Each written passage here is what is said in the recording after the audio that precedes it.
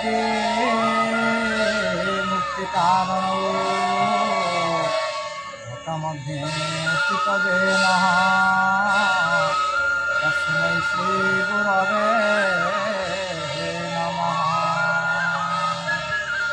मन्नाथ श्री जगन्नाथ मद्गुरु श्री जगन्नाथ मदात्मा सर्वभूतात्मा तस्मै श्री गुरवे नमः। अज्ञानतिमिरध्वंसं ज्ञानजनशलाकया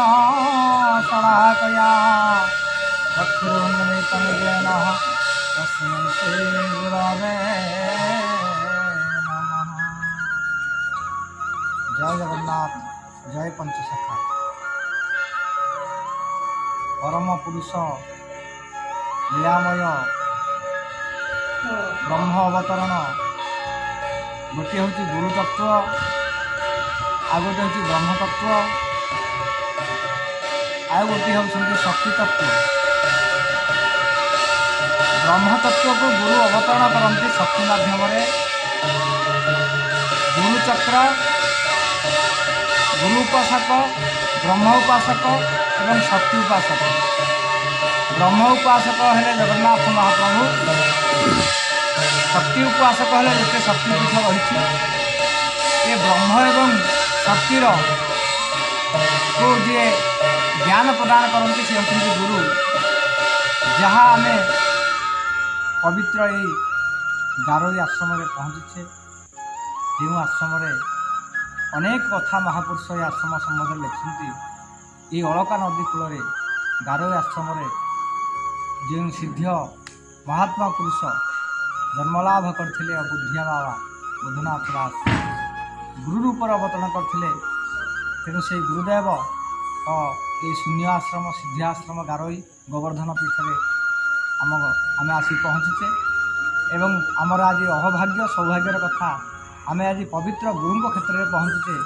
जे गुरु तत्व गोचर शिरमंडिव तापर जो गुरु तत्वोपदेश देते एवं लीला प्रकाश पाई प्रभु अनेक ग्रंथरे कहते सेठारे आंभ लीला हेब भूपते लीला प्रकाशिब तेलेश्वर ग्राम जान जन्मिबे से ही सिद्ध जान। महापुरुष भूरी भूरी प्रशंसा अच्युत अनंत जशवंत बलराम एवं जगन्नाथ शिष्यनाथ ये पंचसखा प्रति जुगे आसी। तेणु से भूरी भूरी प्रशंसा कर जो महात्मा विषय जो जोगजन्मा पुरुष सिद्धिय पुरुष जे आम जो स्थान में पहुँचे से बुधियाबा संबंध में कहते जो बुधनाथ दास लीला रचिबे लीलार बर्तमान शून्य समाधि रही लीला कर आम से गोवर्धन पीठ में पहुँचे। आम गहण अच्छा जोहल पंचसखा आश्रम पूज्य नमस्य भोला आमर नवपर्षर अच्छा डाहाण पर्षर अच्छा युव प्रतिभा आमर ओम बाबा अच्छा से आज एकत्रित होम एक मालिका गुप्त संदिष्ट पीठ मालिकार गुप्त स्थान पीठ। तेणु महापुरुष भविष्य कल्पग्रंथरे 1,84,000 ग्रंथ भितर महापुरुष अनेक ग्रंथरे ये गारोई आश्रम संबंध में कहते। ये अलका नदी कूल ये गुप्त स्थान में महाप्रभुंर लीला गुप्त लीला ठाव ठाव हम एवं आद्य लीला हम नेमाल बटे द्वितीय गारोई स्थान। तेणु महापुरुषंकर ये गुप्त स्थान में लीला हम तेणु ये लीला कथा प्रचार हम ये गारोई अच्छा आमर जो बट श्वेत बट ये हूँ विलक्षण। आपण मैंने सबुआड़े बट देखिपारती ये किंतु एक विलक्षण ये अच्छा श्वेत बट।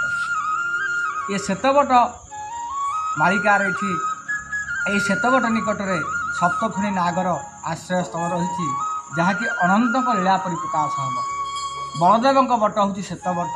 तेणु सेठारे आंभ लीला जही सुनवा रंग नित्य जही सेठारे गुण त्रितवाते त्रिगुणवती तर भूते।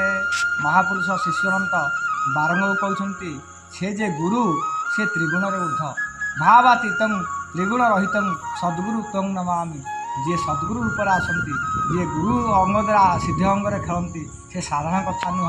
गुरु कौन था ना 3 गुणर ऊर्धे था सत रज तम ये त्रिगुणर ऊर्धे रहते गुरु। तेणु से गुरु पाद पद्म अधमर अनंत कर प्रणाम। तेणु आज आम अनंत कर प्रणाम जनइबा से गुरु जो गुरु होती महान महामहिम एवं जुग अनुसार कर्म अनुसार भक्ति अनुसार गुण अनुसार लीला अनुसार भाव अनुसार ब्रह्म अनुसार शिष्य को स्थापन कर जुग लीला अनेक शिष्य को उतारी अनेक लीला करते। आपण मैंने जानवे अच्युतर अनेक शिष्य थे रामदास जमी मुख्य थे सेमती आमर जे पूज्य नमस्य बुद्धिया बाबा बुधनाथ दास तांकर 5 जन सखा थे से समय सी होती आर्त बाबा बुद्धिया बाबा माधव बाबा पदिया बाबा दीनकृष्ण बाबा एमती सखा 5 जन थे तन्मध्य हेले बुद्धिया बाबा बुधनाथ दास। तेणु से बुद्धिया बाबा ये होती गुरु तत्व हूँ त्रिगुणर ऊर्धे। तेणु मन बुद्धि चेता जही न गमई ये बुद्धि करी हे गुरुदेव मन बिहारी गुरुदेव राही कर जय मन बिहारी हे गुरुदेव मन बिहारी हे मन बुद्धि चेता जही न गमई जिकी बुद्धि करी हे गुरुदेव मन बिहारी। तेणु गुरु गुणरु अतीत रूपरु वर्जित। गुरु केवे जाई न थांती गुरु शून्य थांती गुरु सदा सर्वदा शिष्य को आशीष प्रदान करि थांती। तेणु गुरु कल्प से आज शून्य अच्छा लीला कर गुप्तरे जी भाव धरब जी भक्ति धरब से ही पाइब। तेणु ये पवित्र क्षेत्र गारोई आश्रम मालिका प्रच्छिन्न भाव में ये क्षेत्र लेखा अच्छी एवं बुद्धिया बाबा ये गुप्त स्थान लीला आरंभ होता से लीला करने अनेक ग्रंथ लिखिते से सिद्ध पुरुष रूप आसते। तेणु आम यही जो श्वेतबट अच्छी धवल बट अच्छी से श्वेतबटर महिमा कहते बट महिमा किस जही अनंत नाग अच्छी जही गुप्त लीला प्रकाशिव अलका नदी कूल ठाव सेठार लीलांभ स्थान शुणु हेतु बार ज्ञान से कहते ये जगार जो श्वेतबट रही ये लीला हम एवं महाप्रभु जगन्नाथ बलभद्र सुभद्रा सुदर्शन चक्रक सहित गुरु एवं माँ मध्य स्थान में अवतीर्ण कर। तेणु ये चक्र अच्छा ये शक्ति अच्छा ये क्षेत्र अच्छा तेणु ये 3टा एकत्रीकरण होती गुरुनारायण। तेणु गुरु पाद पद्म अधवर अनंत प्रणाम करी जय जगन्नाथ जय पंचसखा जय जगन्नाथ जय पंच।